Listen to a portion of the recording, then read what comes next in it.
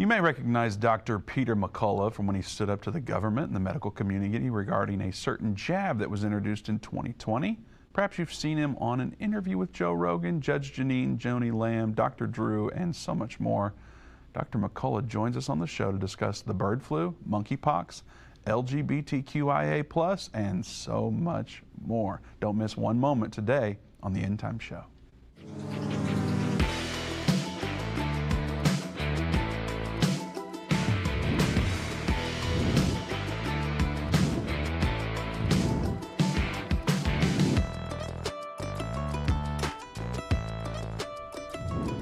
Welcome to the Endtime Show. Vince Stegall here with Doug Norvell. If you weren't following the news, a massive hit to the U.S. dollar came last month when Saudi Arabia did not renew the 50-year petrodollar deal with the U.S. So I ask you, if there's less demand for the dollar, what happens to the dollar? It's reasons like this that Americans turned to Birch Gold Group. For over 20 years, Birch Gold has helped tens of thousands of Americans protect their savings by converting an IRA or 401k into an IRA into physical gold. To learn more, visit birchgold.com/endtime. Claim your free, no obligation info kit on gold. Again, visit birchgold.com/endtime today. Now, we need y'all's help. Today is a very special day for us. I mentioned the name Dr. Peter McCullough, and all the robots over at Meta and YouTube, their eyes started twitching. They don't want you to see this video, so we need your help. Share the video now, give us a heart, not just the blue thumbs up, and be sure to comment what you're thinking throughout the show. We're going to have an incredible discussion today, and it's my honor and privilege to introduce to you Dr. Peter McCullough. Welcome to the Endtime Show. Wow, Vince, great to be here. Doug, thank you. Yes, sir, thank you. That's right, the name alone is worthy of censorship. It doesn't even have any content. It's immediately vaporized. So somehow the name alone strikes fear into the AI algorithms of Meta. Absolutely. Yeah. You know, Dr. McCullough, a lot of people walk into a room, a lot of people probably have you on their show thinking, what can I get? One thing that we try to live by here, and when we have people on or have anybody in the building, we ask the question, what can we give? And we sincerely ask the Lord, help us to be able to give something. And so I felt like it would be wonderful to start this show, and maybe we could give you a little information that maybe you've never heard of before, maybe you have, and just get your raw response from it. I hope that's okay. Yeah. So one thing we do, the name End Time, we explain current events through a lens of Bible prophecy. In the book of Daniel, in the last chapter, Daniel asked the Lord, please help me understand what I've written. And the Lord says, well, it's not for you to understand, it's for the people of the end. And when we go back, Daniel chapter 7, he talks about these beasts, and we learn that these beasts represents kings or kingdoms. So we know already that these kings or kingdoms will be on earth at the time of the end, just before the second coming of Jesus Christ. Now, everybody that watches the show regularly, they know I call Doug the guru, because this guy is a master at talking about this. Doug, help Dr. Peter McCullough know what those beasts are in chapter 7 of Daniel. Well, Dr. McCullough, Daniel saw a lion, and it had the wings of an eagle. And he says this was the first beast he saw. He watched until the wings were plucked off of this lion, and it was made to stand up as a man, and man's heart was given to it. Well, we know that these are symbols of nations that'll be here, and we know from that chapter that they'll be here when Christ comes back. So we know that they're not ancient Babylon and some of the things that some of the writers that wrote the notes in the Bible believe they are. They've got to be nations that exist now. So there's a nation that symbol is a lion. And there's also a nation whose symbol is the eagle. And the eagle actually came out of the lion, and it's Great Britain and the United States of America. And then he also saw a bear that had 3 ribs in its mouth, and it was told to rise and devour much. Well, we know that there's a nation called Russia that has their symbol as a bear. And then he saw a leopard with 4 heads, and it says that dominion was given to this animal. And so this beast had 4 heads, and dominion was given to it 4 different times. We know that Hitler's Reich was called the Third Reich, and when the Berlin Wall came up, everybody thought Germany was dead forever. But when the wall came down, Germany reunited, and it's now stronger than ever before. and we believe it's in its fourth Reich, which would account for the fourth head. And then there's a fourth beast that had 10 horns, and we believe this is the actual rebirth of the Holy Roman Empire. And we know that the EU actually is the rebirth of that Holy Roman Empire with the Lisbon Treaty. So we look at these beasts, and we see all the way in Revelation 13, John sees the same beast, but now they're joined together. And this is why I want to talk about this to start, because you talk a lot about the World Economic Forum, a lot about government control. And world since government. we see this thing developing in the last days, here we are looking at this, and listen to this, Doctor. This is unbelievable, actually. Yeah, so John sees a beast that is now joined together. It's one beast. It has 7 heads, has 10 horns, the mouth of a lion, the body of the leopard, and the feet of the bear. A lot like Daniel. Yeah, just like Daniel, but it's a combined beast now. And the eagle's wings are missing from this beast. They're not in that world government beast. He says that the devil, he says the dragon, who is the devil, will give it his power, his seat, and his great authority. So the devil will actually rule it with the Antichrist. And so that's what we believe is happening with these world foundations, the WHO, the WEF, the Rockefeller Foundation, the Gates Foundation. All these different foundations are all paying into this world system. And so with that, that's kind of why we wanted to share that with you today, because we know this is a global thing. This is not just the United States of America. This is a global thing that they're trying to push. And it seems like a lot of it points back to the WEF, Klaus Schwab, and a lot of these people that are part of the WEF within every government in the world. I mean, even our own government have people who are in the WEF, and we believe that's the main thing that's running the show, is all those heads coming together, and it's all part of the one world government. And it's all in the open. Yes. Say it's all in the open. That's the interesting. There's no secrecy here. We don't have to, deeply investigate. Yeah. When Klaus Schwab, the head of the World Economic Forum, aspires to have a new world order, what does he mean? Is he on the top of the order or the bottom? Where am I on the order? Let me guess. When Yuval Harari says there's too many useless eaters, right? When the Fourth Industrial Revolution by Schwab in 2017 says that, the environment won't change, but the human body will. Right. Right? So the environment doesn't change, but the human body does. Transhumanism. Everything we're going to talk about has a common theme. It's global, and it's simultaneous, and it is in the minds of people right now. Something's happened. There's no doubt about it. I'm not an expert in theology, and I was always told the book of Revelations is upper level course material. However, I have been all over the world. I've talked to Muslims, Jews, all the different branches and denominations of Christianity, people in China. They all sense that we have entered a time of an epic battle between good and evil. Amen. Yeah. So do you think we're crazy when we tell you what these scriptures are saying? You're an expert on a lot of this world government stuff. I've sent you clips. I've texted you clips and said, you're starting to sound like you're a host on the Endtime Show. You're an expert on all this. Can you see how this is all coming together, and it appears that this world government system in Revelation is actually here? We're trying to understand a mind-blowing reality. And that's the most difficult part about it. And there's only a small fraction of people who are even, in a sense, we say aware or awake or alerted to try to grapple with this understanding. The average person is listening to their ringtones and texting on their cell phone and going to work or school every day and going home.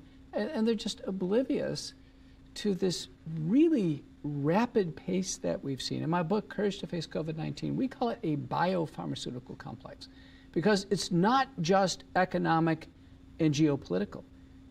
A lot of this has tentacles into biology, plants, animals, humans. A recent example is the WHO's attempt to achieve dominion over all plants, animals, and humans through the Pandemic Treaty Alliance and the international health regulations. Yeah. I mean, that was a complete runaway. Can you imagine the WHO saying, here we are in Dallas, Texas, and there's a pandemic. Everybody get inside now. No exceptions. Right. They wanted that power. Yeah. And they came really close, and they're going to keep trying. We know that they're going to try again. Next May, they'll try it again, and it just keeps coming at us. The thing that you mentioned there, you said that they want dominion over everything, animals, land, everything. Explain that a little bit for our audience. We talk about it a lot, but from your perspective, I'd like them to hear what that means when they say that. Well, more broadly, when we define the biopharmaceutical complex, we think at the top is the World Economic Forum. Kind of the executor part of this machinery is the World Health Organization. Mm-hmm. We're talking about, the World Health Organization has 8,000 employees. Multi-billion-dollar budgets. We're talking major, there's like major corporations, but also the Gates Foundation, the Rockefeller Foundation, the Wellcome Trust, the Global Vaccine Alliance, Gavi. A key intermediary group in the United States is UNAID. It's a liaison group to the U.S. government. We have CEPI, Coalition for Epidemic Preparedness Innovation, founded by Gates and WEF. Right. We have all of the regulatory agencies now fully connected. So we have MHRA in the UK, SAFRA in South Africa, EMA in Europe, TGA in Australia, US FDA, CDC, NIH in the United States. They, in a sense, are completely synchronized. They are now working in lockstep. The suppliers on the biological side are in vitro diagnostic companies, companies that make therapeutics, companies that make vaccines.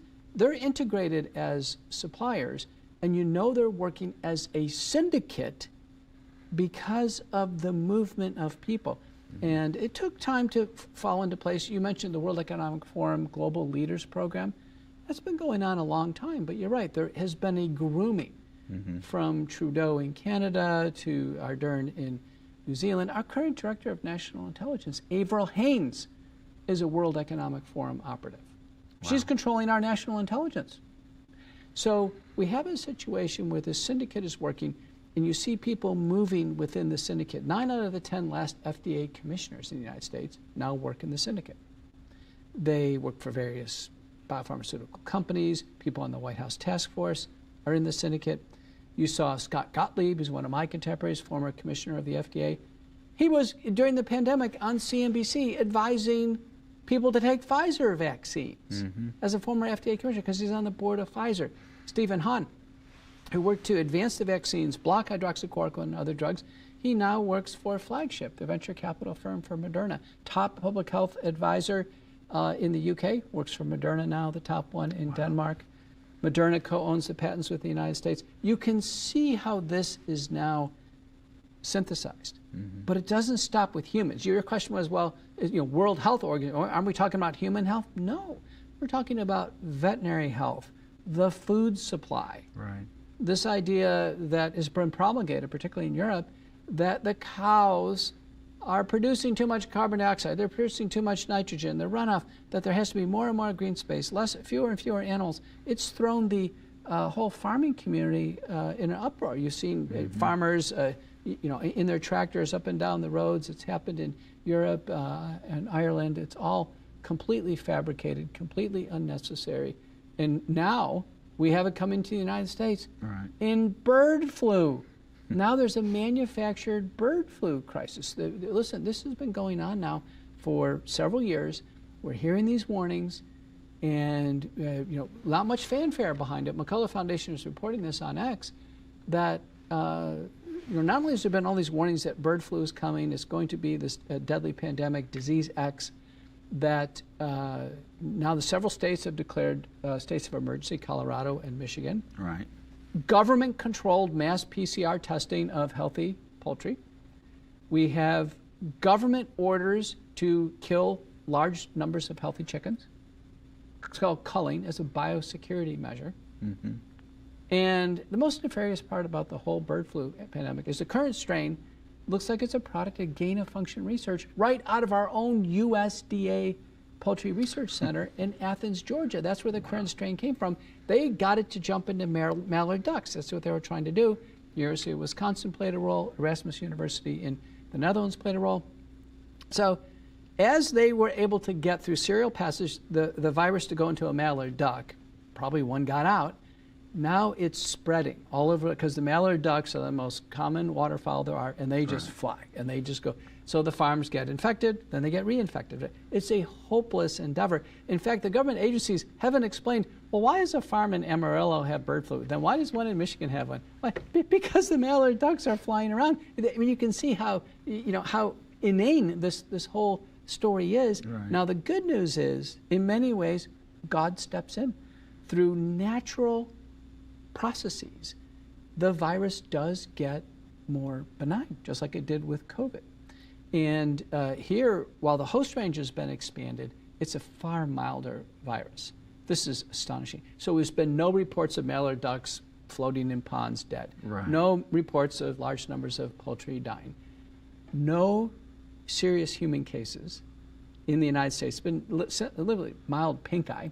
In fact, the workers get it because they're ordered to cull or kill the chickens. And so the chickens are fled around. That's how they get it. So it's completely counterproductive. Now today's announcement that now they're going to be testing milk, mandatory testing of milk for bird flu in milk.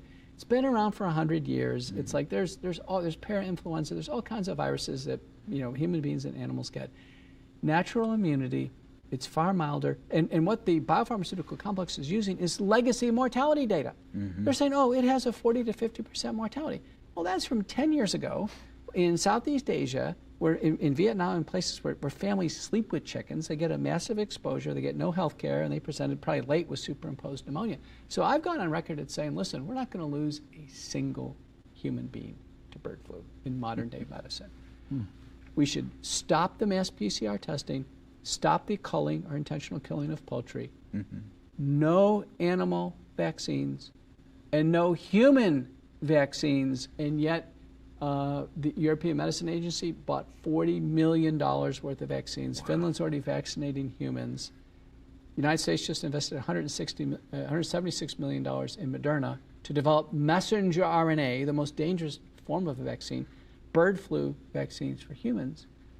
And we have a situation where this is now the third mass pandemic effort. We've had COVID-19, we've had monkeypox and bird flu, and the difference between monkeypox and bird flu and COVID is now we're on top of it. We're actually talking like we're doing now. Wow.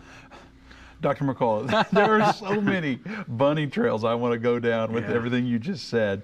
I'll start with, I have chickens and ducks. What do I do when the government says you need to kill all your chickens and ducks? Right now, 18% of farmers are saying, fine, come on the property. The government pays you for each PCR test pretty handsomely, and they'll pay you to kill the chickens and ducks. But only 18% of farmers are doing it because they've heard the message. Right. They know this is a bunch of bull. And from the time there's an egg to a full-grown chicken in the kind of chicken factories, it's 90 days. So for them, it's just renewal of supply. It just disrupts their supply chain and what have you. So most of them are saying, listen, we don't see sick birds. We're not going for it. I think keep the government off your property, no PCR testing, no culling. Well, then I'm not changing because that's where I was already at. Resist. There you go. And I'm obviously not going to sleep with the chickens, so no worries there. Well, there's probably a massive exposure, but don't be fooled by legacy mortality data. We've been studying this very carefully. No significant human cases. We have data that Tamiflu and 3 other antivirals would work.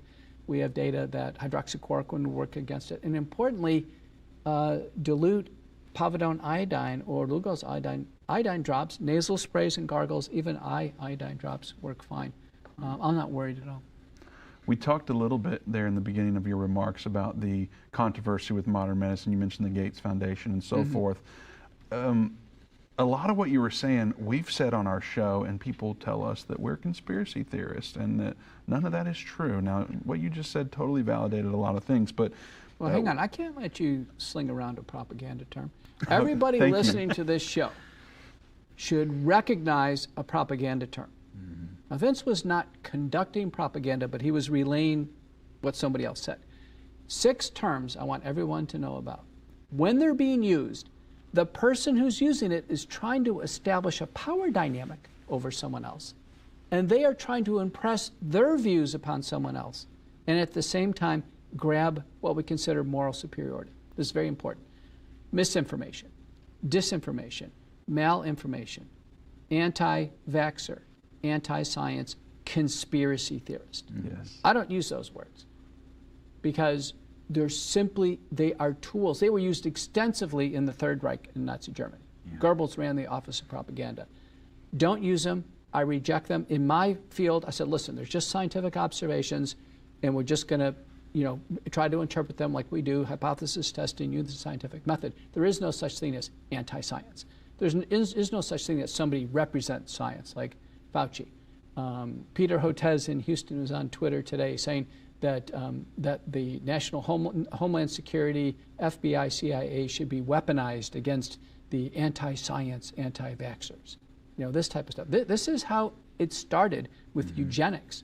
Remember, that's how this whole thing got weaponized. So what you want to do with each term is you want to turn it around.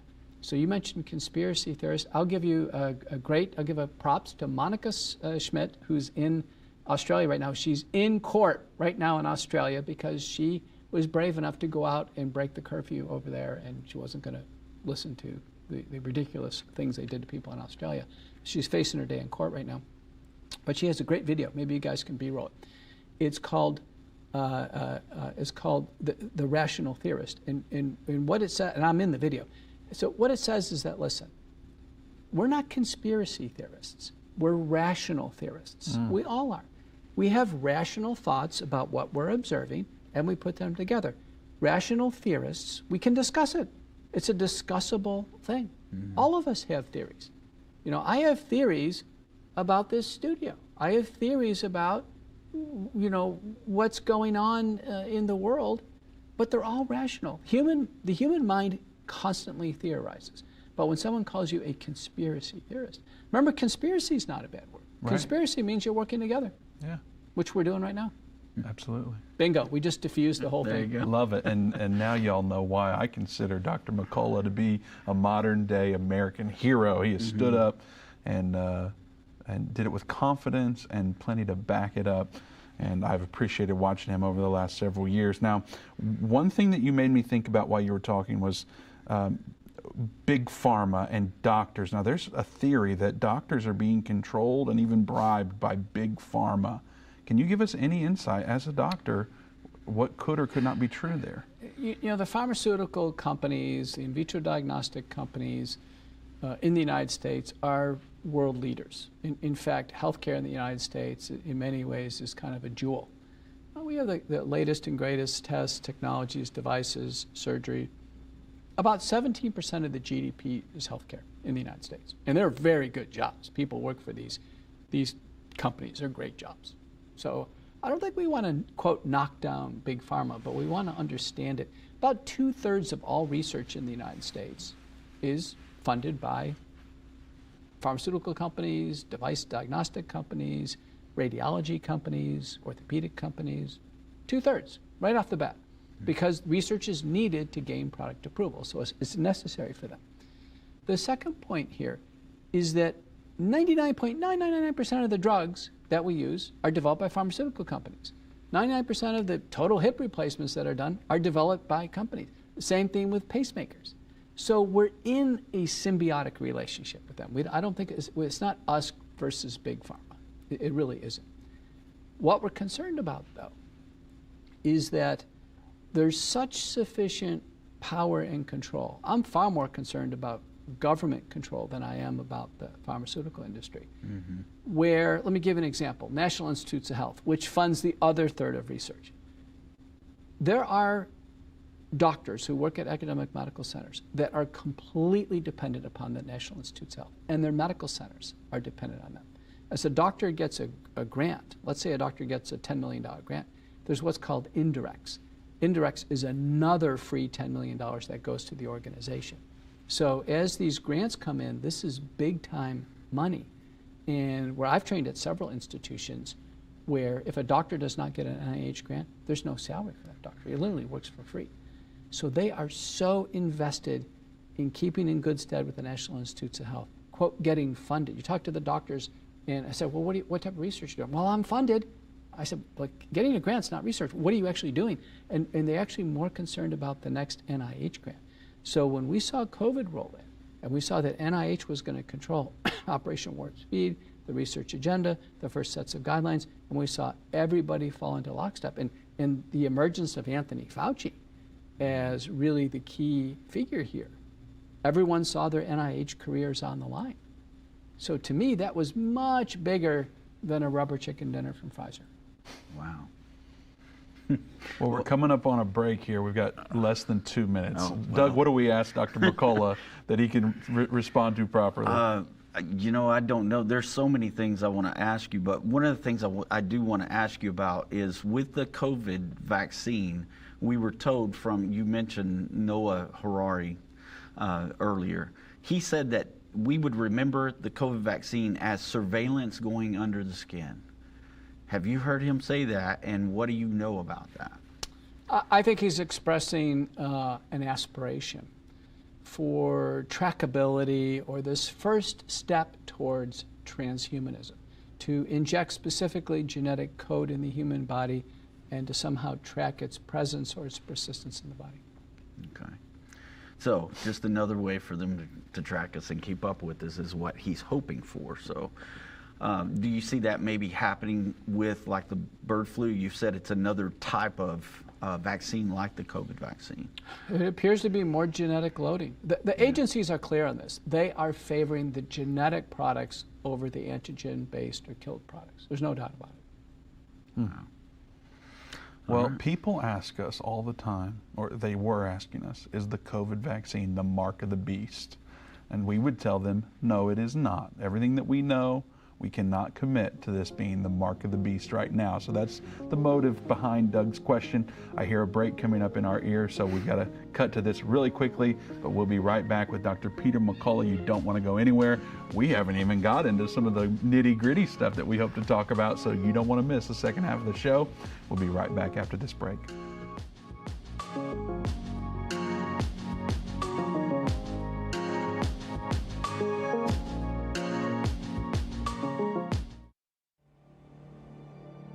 A voice spoke to me and said, I've got something I want to show you. I was so sure God had talked to me. And I was stunned by what I saw. A direct fulfillment of this over 2,500-year-old prophecy. The United States will stand with Israel. Why haven't I ever seen this before? 1/3 of humanity will die. What do these beasts symbolize? The lion, the bear, the leopard. The combined beast from Revelation 13 represents the end-time government of the Antichrist. Understanding the end time. Now streaming on Endtime Plus and available to order at endtime.com/UET. Go to endtime.com/UET or call 800-ENDTIME. What if you could understand Bible prophecy? Dave Robbins, the host of the Endtime Show's TV and radio programs, is holding a free prophecy conference near you. Gain peace and understanding about what the Bible says concerning end-time prophecy. Call 1-800-ENDTIME or go to endtime.com/events to see when Dave will be in a location near you.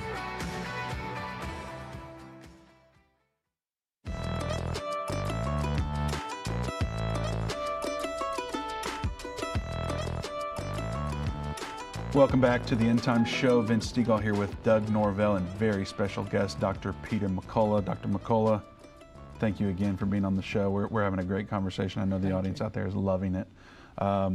Doug, we were talking a little bit about the COVID vaccine right before the break, and I know we wanted to get into this with Dr. McCullough because we talk about current events through the lens of Bible prophecy. We don't talk about, we just say we're not experts on the COVID vaccine. What we can tell you about is what the Bible says is coming.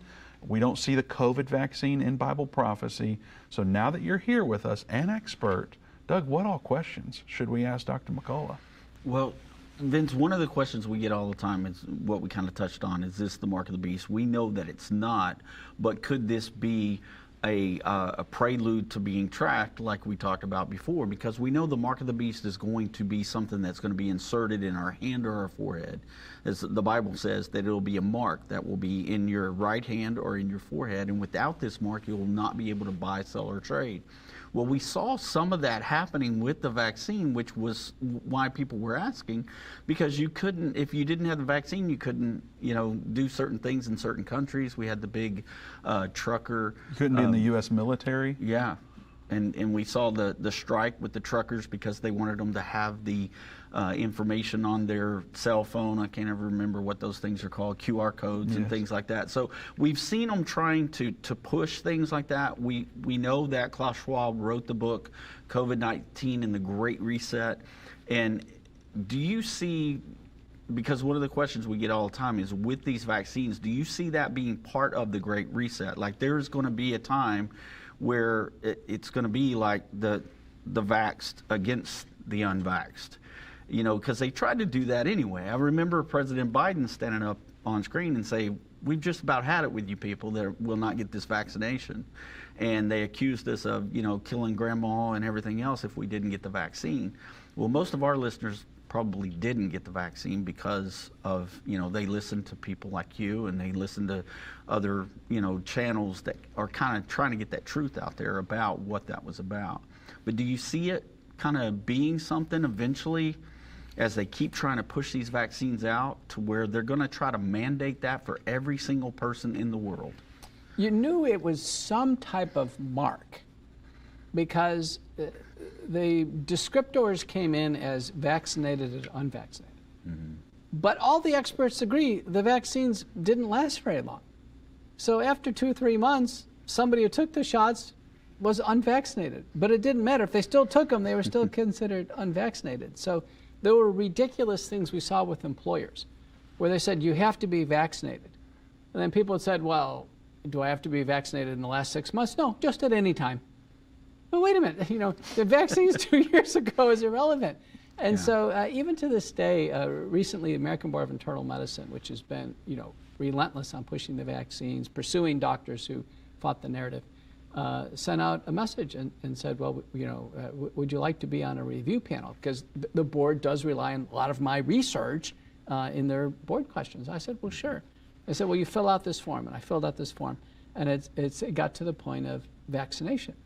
And it said, again, vaccinated at any time. It could have been 3 years ago. If I said no, sorry, you can't come to Philadelphia. But if I said yes, you could. Now, if I took 2 shots in 2021, it's irrelevant in 2024 from a health protection perspective. Right. And yet that stands today, and many companies have had this. So you knew it represented in some way a mark because it couldn't have been regarding protection or safety. And then we get into who took the vaccine. So we have data now in the United States where COVID States program, 3 Rasmussen surveys, and now revised CDC data is pretty clear. 75% of Americans took at least 1 shot. 25%, thank the Lord, didn't. Mm-hmm. Now, prior to all this, I took every vaccine that came along in the schedule. My kids took all the vaccines. I didn't critically review them. Traveled to India, I took more vaccines. I went to medical school, they said take more vaccines. So I'm personally been heavily vaccinated. But when the COVID vaccines came along, I had already had COVID. They looked dangerous to me. They looked, especially the messenger RNA vaccines. And I just told my patients, I'm not sure. If you were to take one, maybe the Janssen vaccine, I wasn't sure. I saw a patient today who was with me way back during the time he took 1 Janssen vaccine. But what we've learned, of the 75% of Americans took a vaccine, 94% took a messenger RNA vaccine, which was Pfizer or Moderna. The rest of that 6% fraction is Janssen and a tiny percent Novavax, the only non-genetic vaccine. Most people have not heard about Novavax. It's still available today. Why did our FDA never tell us, and our CDC and otherwise never promoted the non-genetic option? I've always said if I had a gun to my head today and I had to take one, I would take Novavax, no doubt about it. Janssen is off the market. its partner AstraZeneca in the worldwide off the market. Right. Pfizer, Moderna still on the market. Why do we never hear about Novavax? Why is it a genetic-only strategy? Why is that featured? The other thing, too, is other countries didn't have the same configuration of vaccines. The Chinese had the Sinopharm Coronavac vaccine. That was a killed vaccine. Again, to take a shot, take any shot, it doesn't matter. Another thing was, if you had COVID, then even if you had COVID, take another shot. But then you got COVID again. Well, take another shot. We've never had an illness where you just keep taking shots, get the disease, take the shots, right? So the COVID-19 vaccines are FDA approved. And their approval says they are indicated to prevent COVID, period. Yeah. They do not reduce the risk of hospitalization and death. They do not reduce the rate. They don't stop transmission. They don't save grandmother. They're only to stop COVID. So it became obvious when, virtually everyone who took a COVID vaccine got COVID anyway. It became obvious they don't work. Fortunately, of that 75%, it was only, an absolute 15% number that ever took a booster, and then subsequent boosters, very few except for President Biden.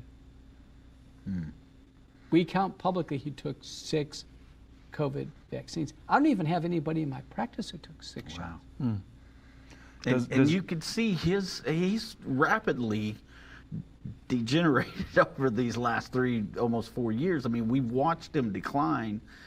Do you feel like that's part of what's happening? Let's have anybody listening to this type in, do you know anybody in your family, a senior citizen, who took the COVID vaccine, sadly, and they've gone into a rapid decline in dementia? It's all over social media. Believe me, it's all over social media. And dementia is close to most of us. My father died with it. And so I watched it firsthand. Most people listening know what we're talking about. Alzheimer's disease, Lewy body dementia, Parkinson's with neurocognitive decline. So Biden, a lot of people forget, he's had 2 brain surgeries. He has his skull open twice for brain surgeries. Distant brain surgery can contribute to future dementia. He has chronic atrial fibrillation, which is at risk for microstrokes, even despite blood thinners. He's had that for years. He has sleep apnea that he wears at night. Even though he's not obese, he has trouble sleeping. That contributes to neurocognitive decline. And Doug, I think you're right. He has had a rapid decline with features of Alzheimer's, which is, kind of laughing to cover things up, his jaw kind of hanging open, clearly can't find names or compute. But he also has features of Parkinson's, where his small shuffling gait looks like he's going to fall forward. You've seen tripping up the stairs multiple times. But it's not classic for either. It's that syndrome of features of Alzheimer's, features of Parkinson's, but it's not classic that I see in the vaccinated. Wow. I think the vaccines have contributed to his rapid decline. Recently dropping out of the presidential race, and if he's not competent to be in the presidential race, a month ago he was, he's full charging ahead. Right. Then he's, in my estimation, he wouldn't be competent to serve as commander-in-chief. And Kevin O'Connor, his doctor, needs to level with America. He's still saying he's fit for service. Wow. Do you have a prediction on whether or not he will resign the presidency or not? I don't think he's going to make it. What we know is once the diagnosis of dementia is solid, and it's been solid in him for about 2 years, the survival's only about two and a half years. My dad, who died with dementias, it was about 2.5 years. And the type of things, if Biden was my patient, the types of things we'd be talking about is no driving, no longer managing the checkbook, no cooking on a gas stove or any dangerous presidency. Wow. So, don't go out alone in the neighborhood, because, you hear about these silver alerts when people get lost or people live a senior home. I'd be very worried about hip fracture, radial fracture, cervical fracture, and falling. We see him fall multiple times. And I predicted he was going to have an intercurrent health event. Sure enough, it's COVID, potentially a superimposed aspiration pneumonia, secondary pneumonia, a stroke. I don't think he's going to make it from a health perspective. He may be alive, but I don't think he's going to make it. It's just what happens is this rapid sequence now. I mean, everyone listening to this knows this. Once this sequence occurs, the sad thing is that his wife, Jill, couldn't see it. Normally the family, Hunter's not of any help, But the family steps in and says, you know, Dad, it's time. It's time to take the keys away. The family should step in. But we saw this with Mitch McConnell. He also had probably a vaccine injury, neurodegenerative syndrome. Nobody stepped in the end. Dianne Feinstein, that was horrible. She had a vaccine injury syndrome where she had neuroinvasive zoster encephalitis. That's a classic, with Ramsay-Hunt syndrome. That's a classic vaccine injury. You know who else has that? In a milder form, but it's ruined him. He has Ramsay-Hunt, is Justin Bieber. Hasn't been on stage in 2 years. Wow, I had no idea about that. He is a lot younger. Speaking of others, we've seen a lot about died suddenly. We've seen a lot about the NFL and what they've done. We've seen some injuries there. There's a lot of athletes globally that have just died suddenly or had cardiac arrest. Do you think that's connected to the COVID vax? Absolutely. We've published now, Hosher and colleagues in Journal of European Society of Cardiology. Sadly, one of the first manifestations, the most common manifestation of a vaccine heart damage is a cardiac arrest. So most people actually don't feel any problems until that moment of a cardiac arrest. And everyone listening now knows someone who ignore the reason and they die. Yeah. And when they get an autopsy, sadly, they're not staining for the vaccine messenger RNA, which can be measured with qPCR, or for the spike protein. They're not doing a detailed examination looking at the vaccine effect and saying, well, death due to natural causes. So the autopsies aren't helpful. But in the best autopsy data that we have of everybody dying after the vaccine right now, it's about 73.9% are attributed to the vaccine. Wow. Well, you mentioned just now the spike protein. I saw, I guess it was on X, I saw a quote by you that said that the spike protein could be reversible. Is that true? Now, the virus is a ball, and everyone knows that there's all these spikes on the surface. That's what we're talking about. The spike protein was engineered in the Wuhan Institute of Virology, a joint U.S.-Chinese program. Everyone should know this. It was intentionally made to invade the human body, and sadly, it gets stuck in the human body. Whether you've had COVID or the vaccine, the spike protein is stuck in the human body. It's like a thorn that's stuck in us. Travels in the bloodstream, it lands in organs. It's responsible for long COVID syndrome, for sure, and it's responsible for all the vaccine injury syndromes. This protein is a killer. I've never seen a protein as dangerous as this before. Wow. It just accelerates everything. You know, prior to COVID, the causes of death in the United States could be divided into 40% heart disease, 40% cancer, and 20% other causes. It turns out this spike protein is accelerating death in all of these categories. Dr. McCullough, I hate to interrupt you. We've got one last break here we've got to go to. We'll be right back to talk more about that. Hopefully dedicate the whole segment to LGBTQIA+. See what Dr. McCullough has to say about that. You won't want to miss it. We'll be right back.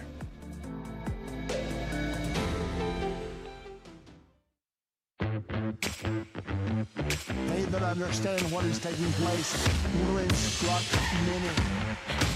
Except a man is born again, he can enter or see the kingdom of God. I don't care what label you've been given or what label you've given yourself, you are essential. You still matter. This is a journey, and when we get to the other side of that, that's where our prize is, that's where our reward is.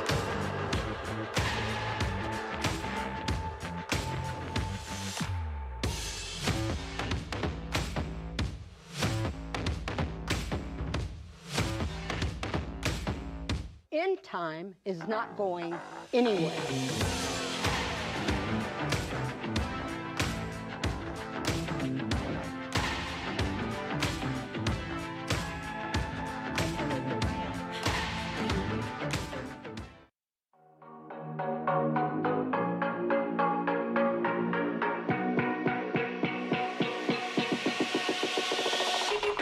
Welcome back to the Endtime Show. Vince Stegall here, Doug Norvell, and Dr. Peter McCullough. We've covered so much ground. There's a lot more to cover. It's almost like we need a 2-hour show, Doug. I'm telling you. We've thrown that out there Especially a little while. Today. Before the show, we were talking to Dr. McCullough, and we said we could talk to him for days about all the things. Yeah. Unfortunately, we just have an hour today, and one segment left. We can't go the whole show without talking about LGBTQIA+. I don't think I failed to mention any of them. Transgenderism, Elon Musk. We just saw this interview, he and Tucker talking about his son. So what do we need to cover with Dr. McCullough about this in general? Well, I think we just need to understand what he believes this is all about, because, I mean, this is a movement. I mean, we see it. It's a movement that's happening, and I don't know, I can't really fathom what it's about other than it's about good versus evil again. I mean, when we're challenging what we're born with, and saying that you can change that, then they're altering our bodies. And I feel like for a long time, just me personally, and I want to get to what you have to say, but I feel like for a long time they've been trying to neuter men. They've been trying to take away testosterone and keep us from being men and turning us, more womanly, I guess would be a good word. But give us your perspective on that. What is going on with the transgenderism, especially right now? Doug, with your big, broad shoulders and Vince, it just won't work. You're men. We don't want it to work. You're men, and I will affirm your gender. We're 3 men. Yeah. Gender affirmation is a good word. Yes. So quickly, there's always been a small number of people who have a sexual preference for the same sex. Mm-hmm. Homosexuality has been around for a long time, but it's tiny. Roman Empire. There has been an activity. You mentioned neutering. Well, in the Bible, we have eunuchs, right? Mm-hmm. Eunuchs. In the Ottoman Empire, for instance, it was eunuchs who looked after the big harem of women. Right. So this has been around, but it's a small thing, and it's not something that an average boy or girl ever considers. What's happened over time? This is mind-boggling. Is we have gone from, as a child, the rate of autism was 1 in 10,000.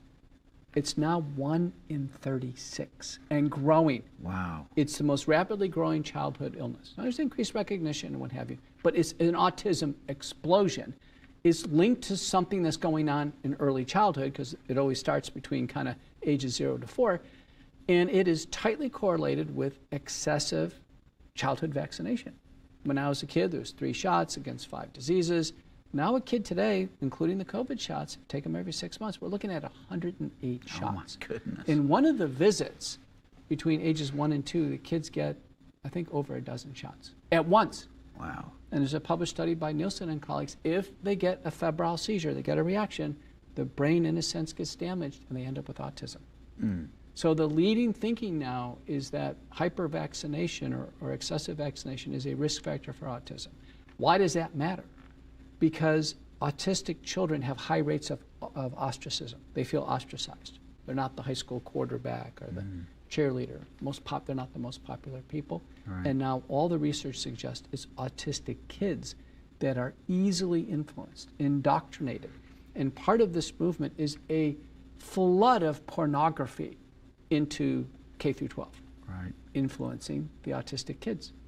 An autistic kid could be suggestible. They feel they don't fit in. They seek counseling. The counselor says, well, maybe you should change your gender. Now we're off to the transgender program, the gender journey. Why'd the counselor say that? What's wrong with these people? There is something going on. You're right, it's recent. 10 years ago, I didn't see any of this. Right. But within the last 5 years, this is astounding. 2021, the American Medical Association put out a recommendation. Doctors should not put the gender on the birth certificate. Wow. This has been going on for centuries. Suddenly, what happened? Now we have the Endocrine Society, American College of Obstetrics and Gynecology, American Board of Pediatrics, all saying that if a child has gender dysphoria, they're not happy with their gender, the immediate thing to do is to start puberty blockers and stop them entering puberty. And then if they're after puberty, start androgens or estrogens, and then start to commit these surgeries.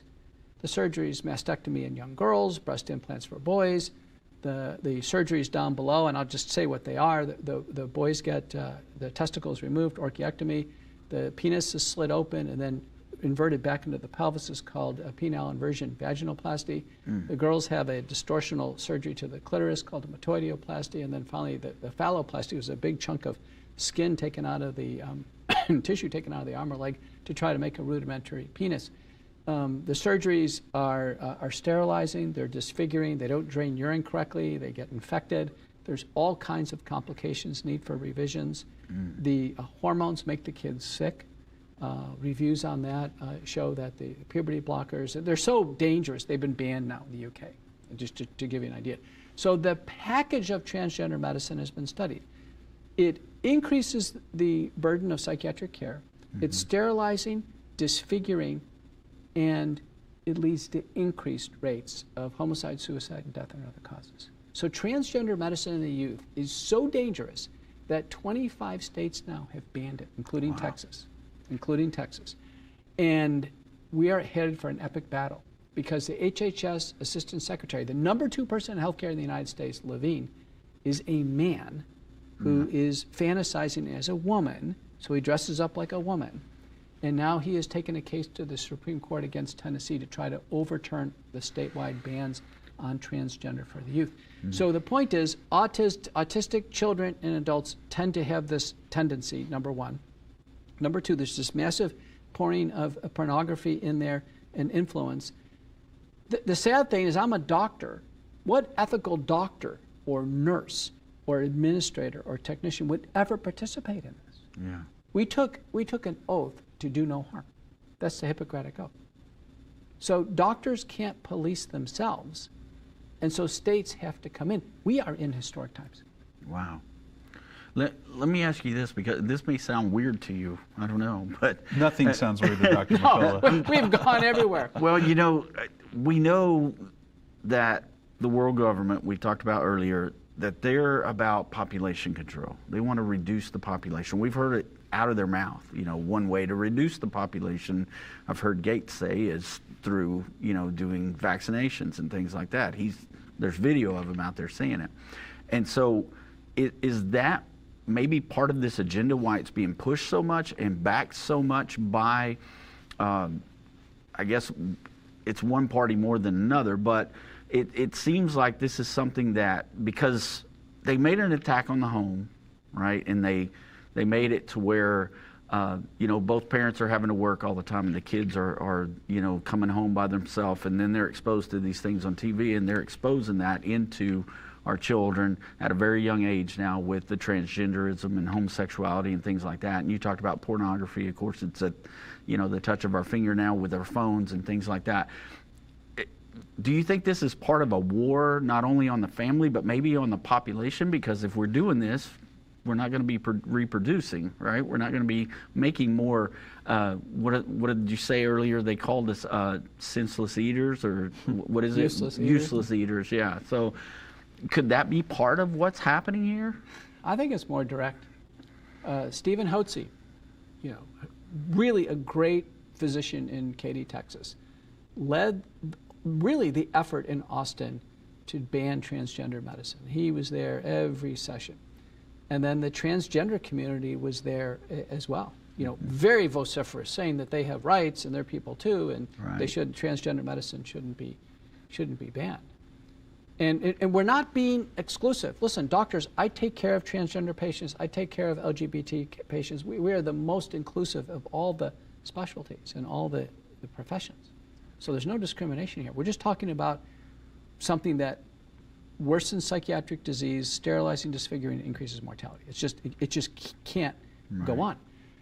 Hotze told me that at some of the breaks, the transgender community, they held satanic rituals in the Texas Capitol. You can see evidence of this online. Wow. I think it's very direct. You know, a good example is Bruce Jenner. Remember Bruce Jenner? Yeah. Wasn't he the most handsome, studly, manly guy when he won the decathlon? Yeah. Now look at what he's transformed into. Right. If you ask me, I think it's Satan mocking God, distorting God's creation. And my heart goes out to these transgender people. I don't think they have any idea what's going on in their bodies. They look forlorn. They look confused. Many actually show great regret afterwards. They're horrified. And you heard the recent story about Elon Musk and his son. Yeah. Yeah, it's heartbreaking. And it's, I guess, refreshing is not the word, but I'm glad to hear you say that's what you think it is, that Satan's driving it, that he's behind it. It seems too direct. Yeah, you were already a hero to me, because I learned a lot from you during this COVID situation. One of the reasons why I didn't get the vaccine, because I fought it with ivermectin and things like that. So to hear you say that it just adds to that. But now have you're you- a bigger hero. But to have me, you big seen guy. some of these gay pride parades where there is, Yes. muzzles and things Mm-hmm. that look satanic? I have one image that I captured of a gay pride where it's the gay colors, the pride colors, Right. and celebrating Satan, celebrating Satan. So it just seems so direct. I don't think this is Klaus Schwab pulling the strings. If you look at this biopharmaceutical complex and Bill Gates and Klaus Schwab and Anthony Fauci and all these characters, they appear to be instruments through which Satan is working. Yeah. This one's a direct thing. This is just a direct mockery of this, and it's been set up over time. Do you know in 2016, the Obama administration and in Obamacare, that legislation was passed that transgender hormones and surgery must be covered by Medicare, Medicaid, and commercial insurance. Wow. It's the only thing that must be covered. Like it's an essential thing. It didn't exist 10 years ago, but now it's essential. No one can explain this. The doctors, there isn't a single doctor that comes out there and says, yeah, I'm proud to be doing this. But yet the academic medical centers have tops clinics and bottoms clinics. But no one wants to actually show their faces doing it. Wow. Well, I may have the year wrong, but Obama is also the president that made homosexuality legal in every state. I think it was 2011. Yeah, Remember this stuff? right. Yes. It was illegal in every state until President Obama. I think it's important for the listeners to understand. People are born as boys and girls. Period. You just reason why you get an ultrasound ahead of time, and the nursery's either pink or blue. Yeah. So we're born as boys or girls. We affirm gender kind of ages 0 through 8, where a little boy is told he's going to become a man. That's gender affirmation is a good thing. A little girl's told she's going to become a woman. Okay. Now, beyond age 18, when people are adults, there's a small fraction of people who have other sexual choices. That's their right to do that. If they want to do that, if a man wants to appear like a woman and wants to go through all of that and bear all the costs of that, what have you, that's his choice. Right. We accept them the same. So we accept transgender people the same. We accept them. I accept them in my office. We accept them in our work of life. LGBT, we accept them. That's not that they're being excluded, and this is not, this is not prejudiced in any way. But we're talking about the youth here. The youth is very important. Dr. McCullough, we accept them as well. As Christians, we say, you can come into this community just like me. You need to be born again.